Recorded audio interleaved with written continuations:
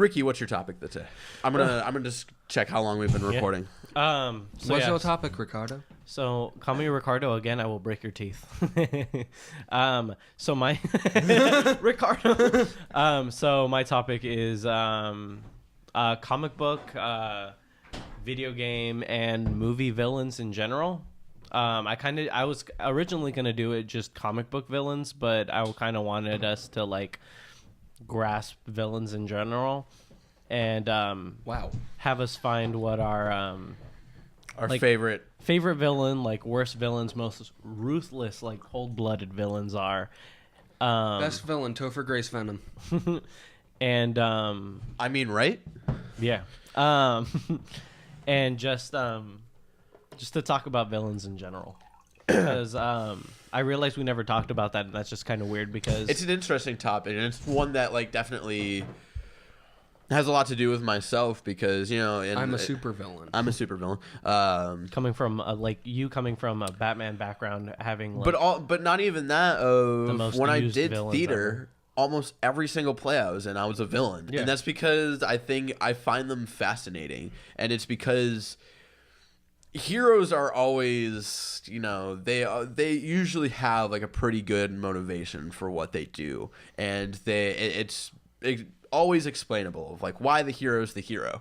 But for villains, it's always good villains. At least you have to like be able to write them in a way where you see where they're coming from to a point, and like maybe to your standards of how you should react to some things. Maybe that's not what you would do, but like you see why they think that they're right, and that was something cool. Like I was watching you got to come over and watch the Star Wars Episode 7 making of documentary. It's fucking awesome. Really? But came in the Blu-ray. It came with the Blu-ray, and Adam Driver was talking about like how. That's how he got into Kylo Ren, was sort of playing him like he was justified in his actions, and that's how you write good villains. As Kylo Ren by going, I just had sex and I'm gonna eat nachos.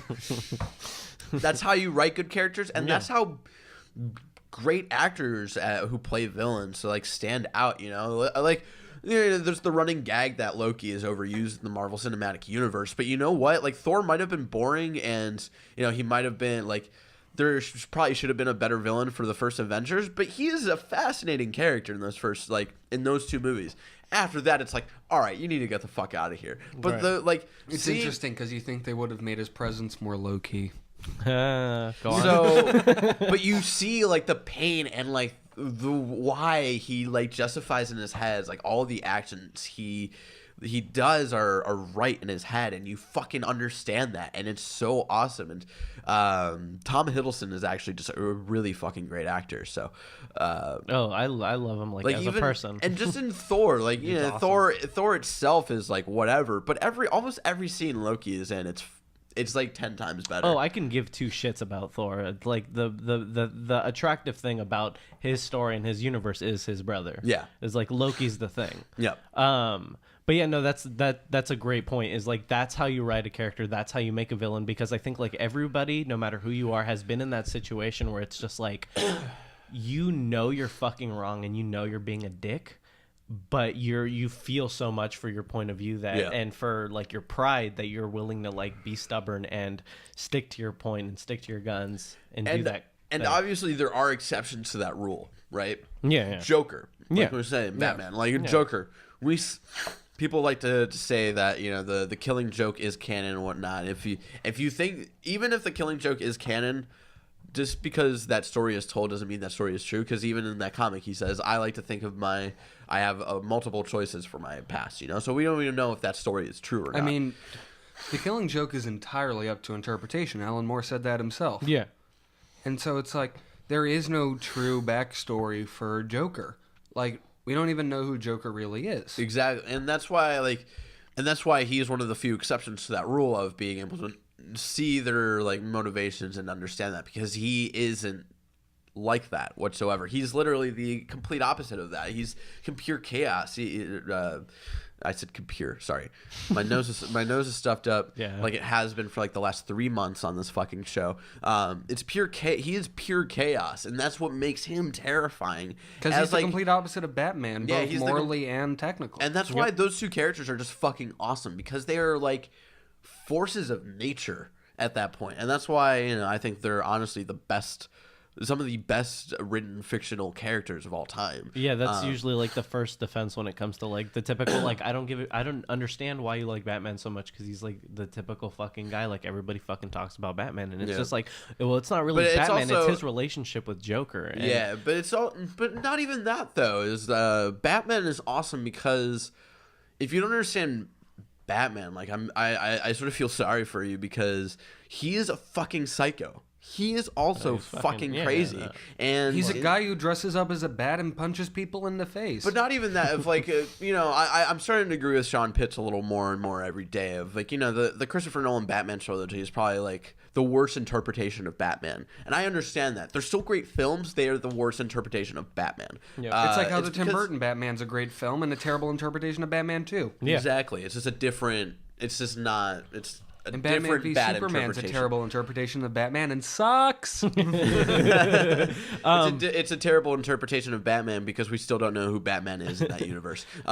Because he's barely a fleshed out character in that universe yet. And that fucking annoys me that people are like, Ben Affleck like nails it as Batman. I was like, how do you know? How do you know? Just because that's how Batman would point his crotch in the corner of a room. Hey, baby. The first time you see him in the bat suit, he's literally in the fucking corner like, my dick. But seriously, like, you think he fucking nails Batman just because there's a cool action scene that has nothing to do with the character of Batman? We don't know.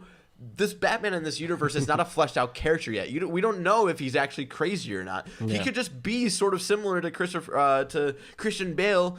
But we don't know because we haven't seen him in a full fucking movie yet. I still think the only person ever nailed Batman is Adam West. Anyway, my last point about Batman is Batman is crazy, obviously, and even in Hush and stuff, because he calls himself, even when he's just thinking in his head, he calls himself Batman, and he associates Bruce Wayne as a different person. Yeah. And if you can't see that shit, and you're like, Batman's just whatever, he's just a typical dude, go fuck yourself. Anyway, I'm going to let you guys talk about villains and who are some of your favorite villains. I think another good villain who kind of breaks that rule of, like, villains need a motivation is Megatron from Transformers. I mean, none of Transformers makes sense. So. Megatron's fucking ruthless. Yeah, but it's like, he has no motivation, but he's awesome. Yeah. And it's, like, really hard to figure out why he's awesome. It's just, like, Megatron is so evil. He's never had a redeeming moment in the comics, or in the TV shows or the movies. Yeah. Like even Joker had like redeeming moments when early on they completely messed up his character and he worked with Superman to stop bigger threats. Yeah. But it's like Megatron has never had that moment. The supervillain for me who I put in the same category as just like the people that we always like refer to as like that guy's the man and shit, like Johnny Cash or Nick Cave or fucking whatever. Yeah, Nick Cave, greatest bad guy. Is Sinestro. Yes. Where he's just like the sleekest fucking. He terrifies the shit out of me. Really? I think Sinestro's fucking scary to me. What comics is he usually associated with? Green Lantern, the Sinestro Corps. Wait, who am I thinking of? Who's the bad guy that I had to kill 100 times at the end of Deadpool? That's not Sinestro. That's the wrong universe. Sinestro. Sinestro's the yellow. You're thinking of Mr. Sinister. Mr. Sinister. There you go. No one likes Mr. Sinister. Mr. Sinister's like entire face. Yeah. All right. He has the pencil mustache. Kind of looks like John Waters. You see, and that's that shows you how much I know or care really about Green Lantern. Yeah. But like from the little things I've seen about it, even the shitty like Green Lantern movie, I always thought the leading up to his character in that movie was like, because I've known about him. Oh no! Again, like the most interesting thing about that movie, about like the Green Lantern universe in general is like Sinestro. Like he's the reason, and his relationship with Hal Jordan. Yeah. Like he's the main reason. Like the whole concept of like the Yellow Lanterns and Sinestro Corp or whatever is the so Mr. Sinister Corp. The Mr. Sinister, Sinister Spinisters is Mr. like Fister. Is Sinestro, and he's kind of like what makes that universe interesting. Yeah. because he's so fucking just he was willing to do fucking anything to get what he wants, and it's never even for sure what he wants. He just always wants something out of the situation. Another great DC villain who also fits under just awesome because of sheer power, Darkseid. Bizarro. Darkseid is fucking out of like every big villain for DC and Marvel, whether it's like Galactus or fucking Thanos or fucking Doomsday. Who was it? You know, like people people are like, oh yeah, Thanos is much cooler than Darkseid. Motherfuckers, you had no idea that Thanos was a thing before 2012. Exactly. And all you saw was Josh people Brolin knew about Darkseid Darkseid on his chin. But people knew about Darkseid. Like Darkseid was way much more known of a thing. Like I knew about Darkseid before I knew about Thanos. The thing I love about Darkseid, and I'm more of a Marvel guy. So the thing I love about Darkseid is just like his sheer power. He's literally a god. Like a new god, but like just as a refresher to me about how scary Darkseid could be is like me reading Blackest Night this morning while you were doing your therapy thing and having him just blast through Bruce Wayne. Yeah. Like no one does that. Darkseid literally knows math to the point of it could kill you. Yeah. Fucking nerd. Just to kind of bring it out of comics for a second. Thank you, because I wanted to do that. I'm bringing it to Breaking Bad. For a second, Walter White, my girl. No, I'm not gonna. I'm trying not to bring anti-heroes into it. Yeah, because Walter is sort of like Venom or Wolverine. Yeah. I'm trying to keep them out of Breaking Bad is much a Greek tragedy where it's sort of like the rise and fall of the king. So it of course in like our modern day standards, it's an Ozymandias story. Yeah, basically, and bingo. Speaking of, great. Sort of like the things that he goes through. Yes, in like our modern day is totally fucked up and shit. But like if you look at that as a Greek tragedy, it's like, oh yeah, like he sort of deserved like what he got, but then he got a little too close to the sun. My favorite Greek tragedy is It's Always Sunny in Philadelphia. What specifically? What villain are you talking about in Gus? Fucking Boyos Hermanos, son. The most scariest fucking. See, Gus Fring is fucking awesome, and another sleek, cool, like he's the man. Like and then we're gonna get into a trilogy of the trilogy of best villains. One of them is Gus Fring, and it's because he is cool, he's calm, and he's collected, and he can switch in a fucking second. And that's the cool thing is like after he's gone, spoilers. Like Walter starts to do that as well. Of like Walter isn't used to when he goes into Los Pollos Hermanos and he's like, blah blah blah blah. Let's talk about all of our fucking dirty laundry in this public place. And Gus Fring is like, can I get you some fries or something? And then after he's gone, Walter starts doing that at the car wash, and like where Lydia is like trying to like, I need you back in the game. He's like, do you like what kind of cycle do you want? Lydia. And so like Gus was just so fucking cool, calm, and collected. And that's the thing about him. That's the fucking thing about him is that he can be he's the epitome of fucking villain where like the reason he's scary is because he's gonna be whatever the fuck he wants to be, and he can flip on a switch and he's gonna do whatever he wants. For example, Breaking Bad, where they're shooting at the camp and he's just like walking towards he's like the cartel. They send someone from the cartel to fucking like shoot him, and then he starts like walking towards the sniper. Yeah, which is so fucking cool. Like he is so badass, calm and collected. But the cool thing about that is they lead up his character of like, oh, he's gonna help Walter. Oh, he seems shady. He's gonna like start fucking up Walter, and then like fucking not even 4 episodes before he like goes away, we learn about his fucking backstory and where he comes from, and then you're like, fuck, he's sort of the good guy in this situation. And it's like this whole like he's sort of like this in between, like he is sort of like this guy who's trying to deal with like the fucking cartel, like basically trying to kill him and take out his operation, and then this fucking annoyance comes out of nowhere who ends up fucking him over. Big time. Oh my god, he is one of the best written best written villains. What? I was going to ask how long are you going to talk about Breaking Bad because I have to use the bathroom.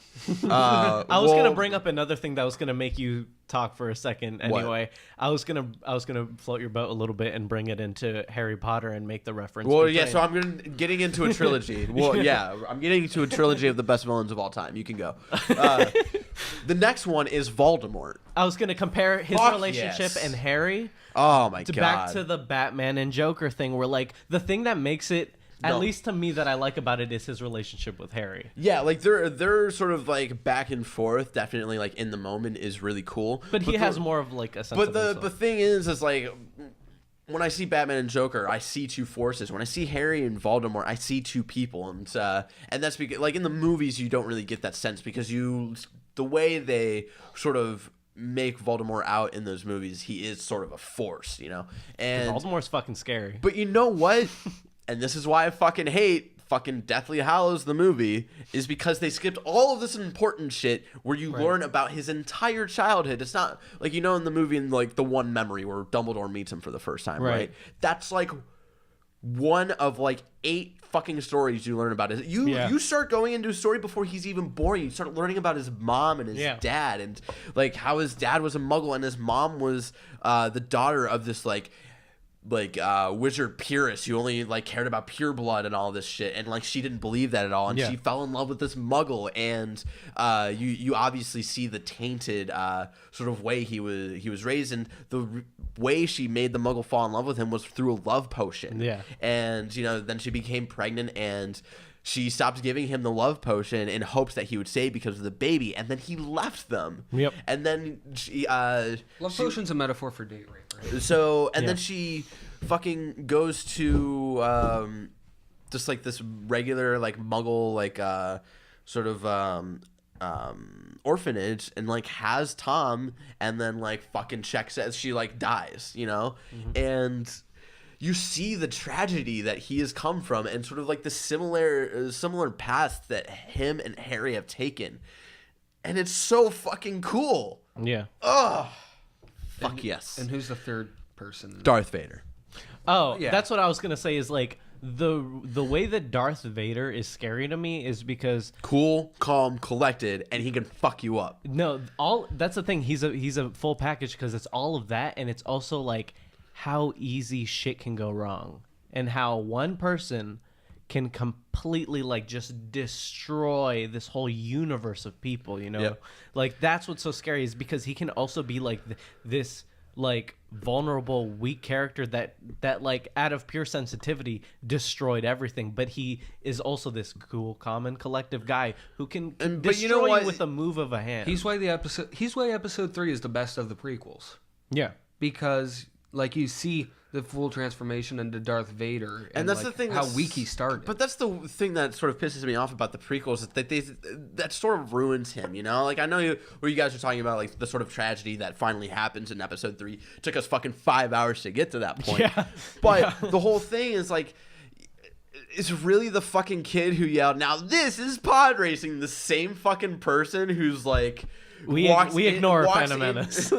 Walks into like the first shot in episode 4, like down the fucking hallway like a badass. You're telling me that's the same fucking person? Go fuck yourself. This is pod racing kills youngling. No, this is pod racing kills Watto. And this is the fucking thing that like Disney should totally go back to the prequels and totally redo them.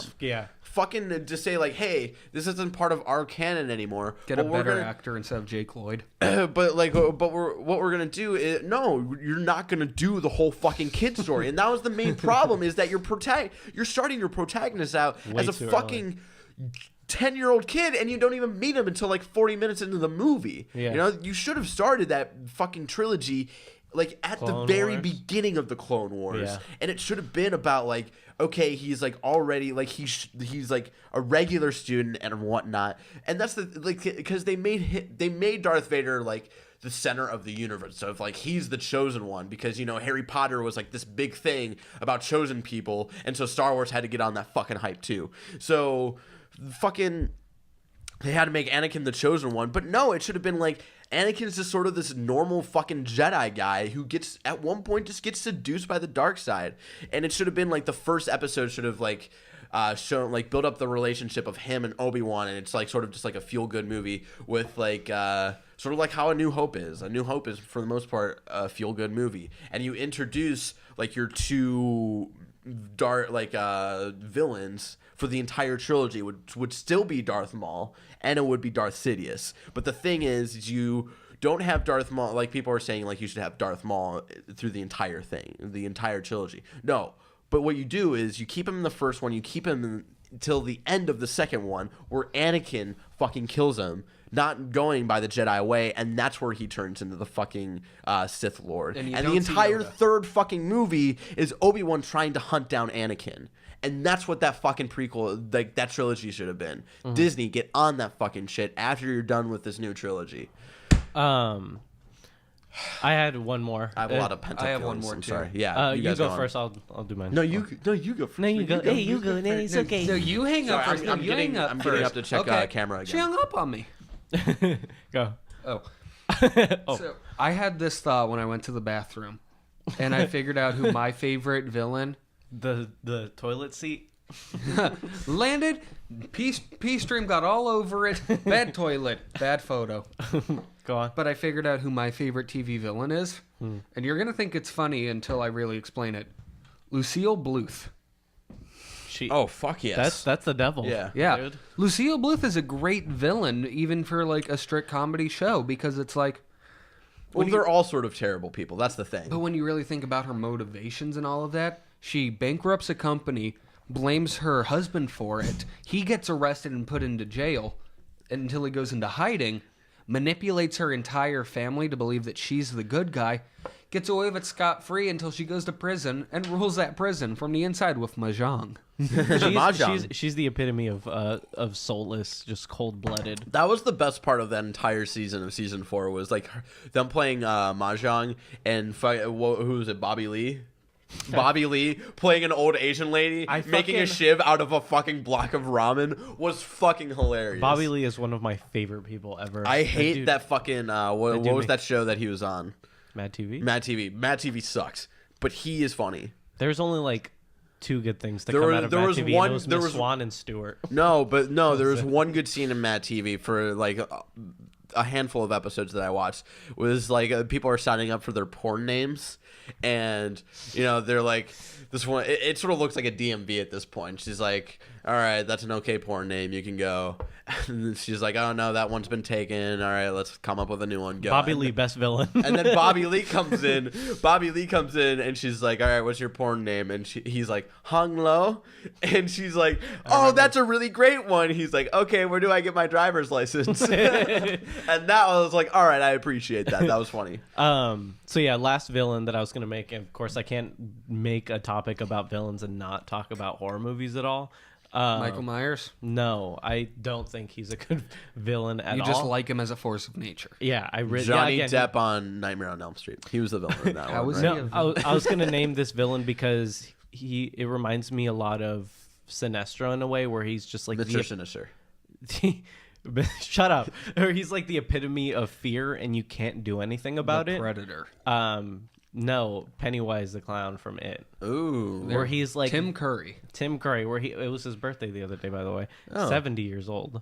We all love Tim Curry. He's the best. Yeah. But he's like the epitome. If you want a fucking rant about Tim Curry and how he probably hates curry, you should watch the Let's Play with Alex O'Neill and I, where we play Star Wars Bounty Hunter and we just talk about Tim Curry for like 10 minutes. It's the fucking best. But his character in Stephen King's It is so terrifying, because it's like he's every single one of your fears and you can't do shit about it. Because he's a clown and a spider. But yeah, you can't do anything about it but try to overcome fear, which is one of the hardest things to do. He's also a spider? Yeah. At the end of the movie. It's like his like true form kind of thing. It's like, better than it's my final form. Better than the book where it ends with a bunch of 8-year-olds having an orgy. Yeah. The fuck? That's genuinely how the book ends. Yeah. It's Stephen King's fucking weird. It was that point where he was. How is this the same guy who fucking wrote Shawshank Redemption? He was on a lot of cocaine. This is right around the same time he wrote Cujo. Yeah, exactly. But I think just for that sole fact, it's like the perfect villain, because like no matter what, he is the man, the main thing you fear, and that's always gonna ruin your tactic to defeat him. He makes balloons scary. Yeah, like I if I had $1 for every time I had a nightmare of Tim Curry being in the drain, going, they all float. You want another balloon, Jimmy? It's actually Miriam. Miriam. You want some moody chicken soup? Just that, or him like across the way from like the sewage plant, like as the kid's dead father, you know, like just that itself gave me so many nightmares. And I think that's why like him and Sinestro are like two of my favorite villains, because I think that's the scariest thing is fear itself. Also horror movies, just really quick, Norman Bates. Oh yeah, no, of course. Yeah. Like anything Ed Gein related is like pretty awesome. Any Hitchcock villain's pretty great. Yeah.